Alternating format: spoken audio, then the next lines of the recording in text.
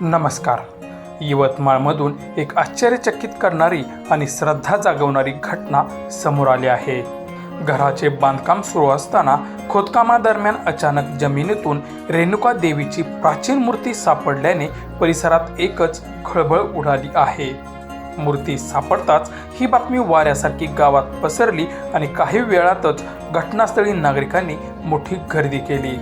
अनेकांनी या घटनेकडे देवीचा आशीर्वाद म्हणून पाहत मूर्तीचे दर्शन घेतले.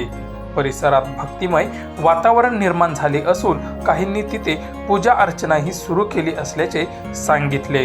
ही मूर्ती नेमकी किती जुनी आहे, ती कोणत्या कालखंडातील आहे याबाबत अद्याप अधिकृत माहिती समोर आलेली नाही.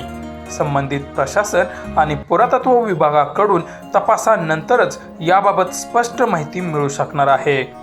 दरम्यान या घटनेचा व्हिडिओ आणि फोटो सोशल मीडियावर मोठ्या प्रमाणात व्हायरल होत असून यवतमाळमधील ही घटना सध्या सर्वत्र चर्चेचा विषय ठरली आहे.